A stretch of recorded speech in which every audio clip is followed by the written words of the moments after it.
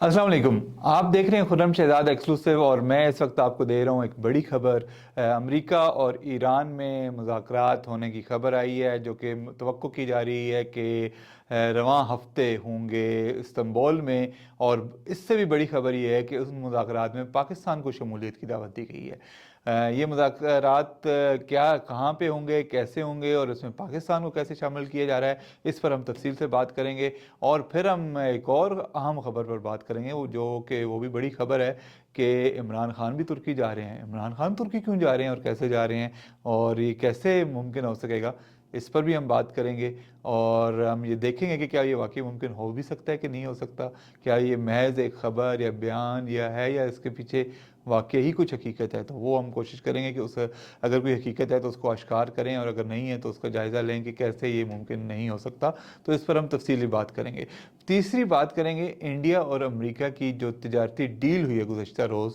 उस पर वो कितनी हकीकी डील है, वो क्यों हुई है और कैसे हुई है। तो इसका भी हम तफसीलन जायज़ा लेंगे। लेकिन इससे पहले कि हम तफसीलात की तरफ बढ़ें, आप सब्सक्राइब कर लें खुर्रम शहजाद एक्सक्लूसिव को।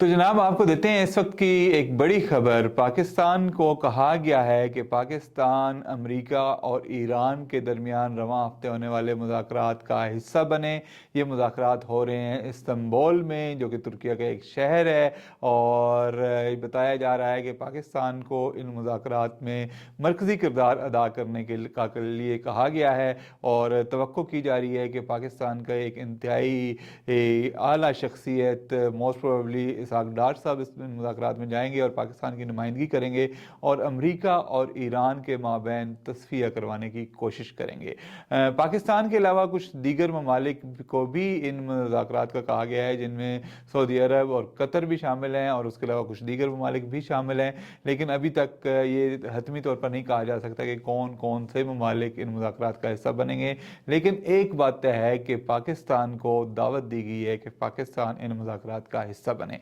अब पाकिस्तान को दावत क्यों दी गई है, ये एक बड़ा अहम सवाल है। और इस बारे में हमें बताया जा रहा है कि दर हकीकत पाकिस्तान, तुर्किया और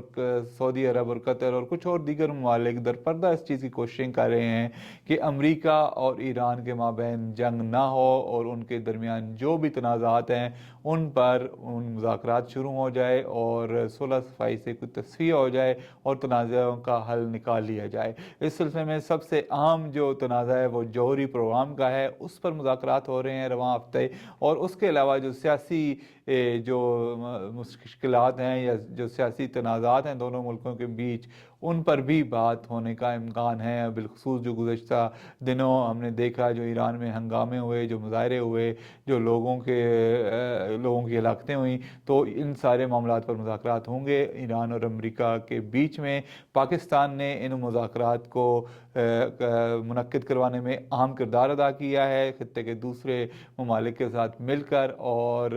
ये एक बड़ी खबर है कि पाकिस्तान इन मुज़ाकरात का हिस्सा बनने जा रहा है। और ये दर हकीकत कामयाबी है पाकिस्तान की खारजा पॉलिसी की, पाकिस्तान की सफारती पॉलिसी की, और field marshal general Asim Munir की, जो कि उन्होंने एक स्ट्रेटजी अपनाई है गुज़श्ता साल मई में इंडिया के साथ जंग के बाद। और जिस तरह कि उन्होंने को एक रसाई हासिल हुई है सदर ट्रंप तक और उनके करीबी हल्कों तक। और चूँकि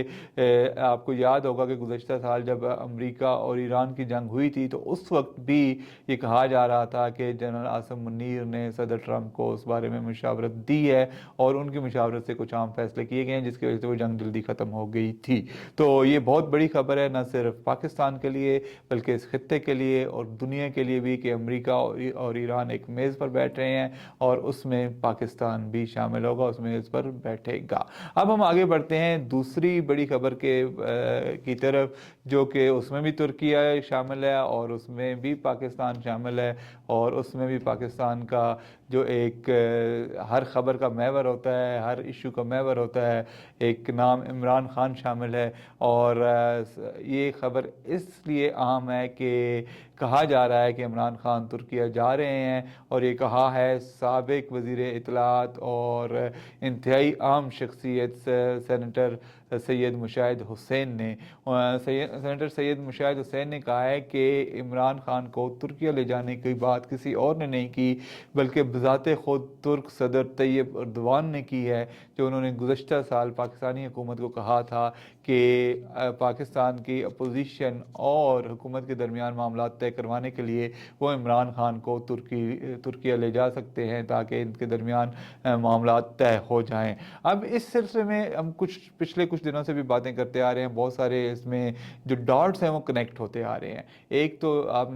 نے کل بھی آپ کو بتایا تھا کہ سہیل آفریدی جو کہ وزیر اعلیٰ ہیں خیبر پختونخوا کے پی ٹی آئی کے، اور وزیر اعظم شہباز شریف کی کل ملاقات ہوئی تھی، اور ملاقات کافی اچھے ماحول میں ہوئی، اور اس ملاقات سے پہلے اور اس کے بعد سہیل آفریدی کے لہجے میں بہت تبدیلی آئی ہے، ان کا لب و لہجہ یکدم شیریں ہو گیا، اور وہ اچھی اچھی باتیں کر رہے ہیں، وہ دہشت گردی کی مذمت بھی کر رہے ہیں، وہ حکومت کے ساتھ بیٹھنے کے لیے کی باتیں بھی کر رہے ہیں، اور وہ تعاون کی یقین دہانیاں بھی کروا رہے ہیں۔ تو اس کے علاوہ بھی وہ کہتے ہیں کہ ہم ہر لحاظ سے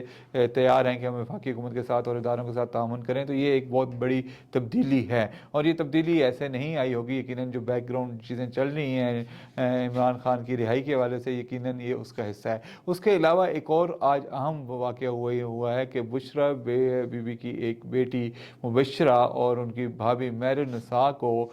3 ماہ بعد ان سے ملاقات کی اجازت ملی ہے۔ یہ بھی ایک عام پیش رفت ہے، 3 ماہ تک ان کو ملاقات کی اجازت نہیں دی گئی، اور اب توقع کی جا رہی ہے کہ شاید عمران خان کی ملاقاتیں بھی کھل جائیں۔ اس کے ساتھ ایک اور آج بڑی اہم ٹرانسفر ہوئی ہے، وہ ہوئی ہے جناب آئی جی پنجاب صاحب کی۔ ویسے تو یہ ایک روٹین کی ٹرانسفر ہے، لیکن آپ کو یاد ہوگا کہ کچھ عرصہ پہلے ہم نے خبر دی تھی کہ اڈیالہ جیل کے سپرنٹینڈنٹ کی بھی ٹرانسفر ہوئی ہے۔ اب جو عام پوسٹیں ہوتی ہیں وہاں جو ٹرانسفر ہوتی ہے وہ روٹین کی ٹرانسفر نہیں ہوتی ہے۔ اڈیالہ جیل کے سپرنٹینڈنٹ کی پوسٹ بہت عام پوسٹ ہے جب تک عمران خان اور وہاں پر موجود ہیں، اور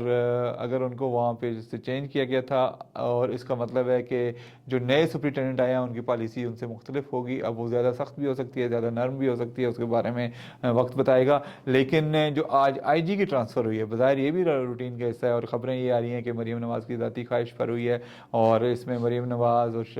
وزیر اعظم شہباز شریف اور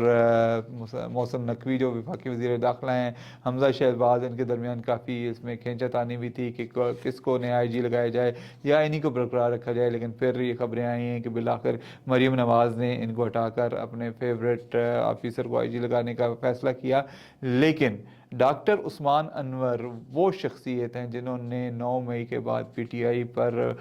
بہت زیادہ کارروائیاں کی ہیں، بہت زیادہ گرفتاریاں کی ہیں، انہوں نے بہت زیادہ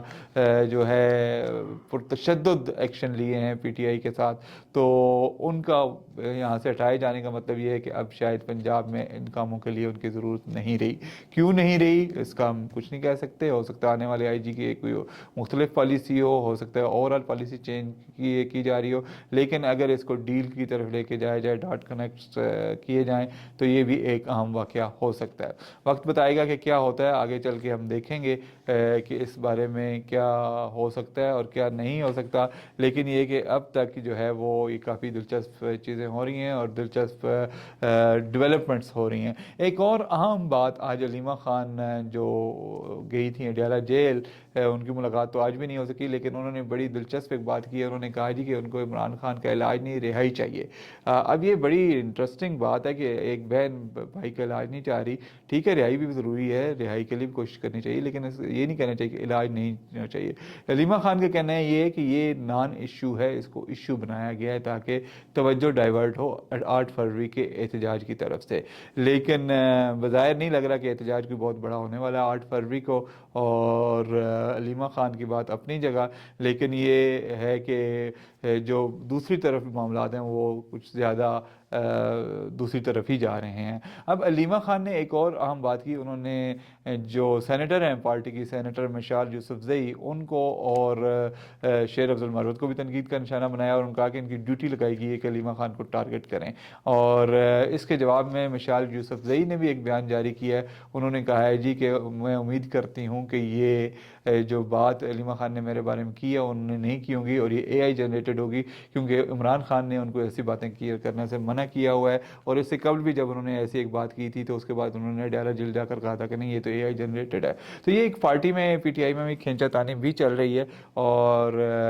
یہ بھی خبریں ہیں کہ پی ٹی آئی کے اندر بہت سارے لوگ علیمہ خان کو پسند نہیں کرتے۔ اب اس میں ظاہر ہے پی ٹی آئی جو ہے اس میں اس طرح کے معاملات چلتے رہتے ہیں، کوئی نئی بات نہیں ہے، لیکن ان کی آپس میں کشمکش کافی دنوں سے جاری ہے۔ اب وہ کس حد تک عمران خان کو رہا کروا سکتے ہیں، کس حد تک ڈیل کی طرف پیش رفت ہو سکتی ہے، یہ نہیں ہو سکتی، اس کے بارے میں آنے والے دنوں میں پتہ چلے گا۔ یہ ہو بھی سکتا ہے، نہیں بھی ہو سکتا، اس وقت تک جب تک کوئی اتھینٹک معلومات نہ آئے ہم اس کے بارے میں کوئی حتمی تبصرہ قائم کرنے سے قاصر ہے۔ ایک اور بڑی خبر جس کے بارے میں آپ کو بتانا ہے وہ یہ ہے کہ کل صدر ٹرمپ اور ان کے بارے میں جو ہے مودی کے آپس میں بات چیت ہوئی ہے، اور انہوں نے آپس میں تجارتی ڈیل کے بارے میں بات کی ہے، جو کہ اب ٹیرف جو ہے انڈیا پر وہ 25% سے کم ہو کر 18% کر دیا ہے، کیونکہ صدر ٹرمپ کو مودی نے فون کیا تھا اور ان کے آپس میں بات چیت ہوئی، اور انڈیا اس کو بڑا سیلیبریٹ کر رہا ہے۔ وزیر اعظم مودی نے خود ٹویٹ کی تھی اس بارے میں، صدر ٹرمپ نے ان سے پہلے ٹویٹ کی تھی، اور اس کو سیلیبریٹ کرنے کی کوشش کی جا رہی ہے۔ لیکن دوسری طرف انڈین اپوزیشن کا یہ کہنا ہے کہ یہ در حقیقت یہ سرنڈر کیا ہے انڈیا نے، کیونکہ اس کی وجہ یہ ہے کہ انڈیا نے یہ اپنا 7% ٹیرف کم کروانے کے لیے نہ صرف روس کے ساتھ اپنے تجارتی تعلقات کو نقصان پہنچایا ہے، ان سے جو تیل خرید رہے تھے وہ تیل جو ہے اس کو خریدنا بند کر دیا ہے، انہوں نے ایران کے ساتھ سے بھی سرمایہ کاری نکالی ہے، ان کو چابہار پورٹ سے ہاتھ دھونا پڑا ہے، اور اس سے سب سے بڑھ کر انہوں نے 500 ارب کی امریکی مصنوعات جو ہیں وہ خریدنے پر اتفاق ظاہر کیا ہے، جس کا مطلب یہ ہے کہ جو میڈ ان انڈیا کا کنسیپٹ مودی گورنمنٹ بہت زیادہ اس کو بڑھا چڑھا کر پیش کرتی تھی، اس کا ستیہ ناش انہوں نے کر دیا، اور اب امریکہ میں کی مصنوعات جو ہیں وہ انڈیا میں بہت زیادہ آئیں گی، جس کی وجہ سے انڈیا کی مقامی صنعت کو نقصان پہنچے گا۔ لیکن بہرحال انڈیا کا ایک یہ سیاسی فائدہ ضرور ہوا ہے کہ جو ٹرمپ سے دوری ان کی ہو گئی تھی وہ اب قریب آ گئی ہے، لیکن اس کو جو ان کی اپوزیشن ہے وہ اس کو آئی واش قرار دے رہی ہے، اور میرا خیال ہے یہ بات حقیقت بھی ہے، کیونکہ 18% بھی ایک کافی بڑا نمبر ہے ٹیرف کا، اور شرح کافی زیادہ ہے، اور اس کے ساتھ اگر انڈیا کو اپنے سارے جو معاہدے ہیں روس کے ساتھ ان سے ہاتھ دھونا پڑتا ہے، ان کی سرمایہ کاری سے ہاتھ دھونا پڑتا ہے، اور جو تیل وہ سستے داموں خریدتے تھے اس سے ہاتھ دھونا پڑتا ہے، یوکرین کے ساتھ جو ان کے معاملات تھے، روس کے ساتھ جو ان کے معاملات تھے، ان ساروں سے انہیں ہاتھ دھونا پڑتا ہے، تو اور پھر امریکی مصنوعات کی ایک بہت بڑی کھیپ 500 ارب کم نہیں ہوتا، 500 ارب ڈالر بہت بڑی اماؤنٹ ہے، وہ لینے پڑتے ہیں، اپنی انڈسٹری کو نقصان ہوتا ہے، تو یہ کوئی بہت اچھی ڈیل نہیں ہے ان کے لیے۔ اور اگر ان کو پاکستان کے تناظر میں دیکھیں تو پاکستان تو آج بھی امریکہ کے بہت قریب ہے، اور اگرچہ پاکستان کو بھی اپنے کارڈز ٹھیک رکھنے چاہیے اور سوچ سمجھ کے چلنا چاہیے، کیونکہ امریکہ نے کبھی بھی پاکستان کی یاری میں وفا نہیں دکھائی، ہمیشہ بے وفائی کی ہے۔ آج کل کچھ انٹرنیشنل معاملات میں جس طرح ہم نے پہلے کہا کہ پاکستان کو بہت زیادہ اہمیت حاصل ہوگی ہے، تو اپنی جگہ موجود ہے، لیکن پاکستان کو بھی اپنے تجارتی مقاصد کو سامنے رکھتے ہوئے کچھ اہم سٹیپس لینے چاہیے۔ آج کے لیے اتنا ہی، آپ دیکھتے رہیں خرم شہزاد ایکسکلوسیو، اور اس کو سبسکرائب، لائک اور شیئر ضرور کریں۔ بہت شکریہ۔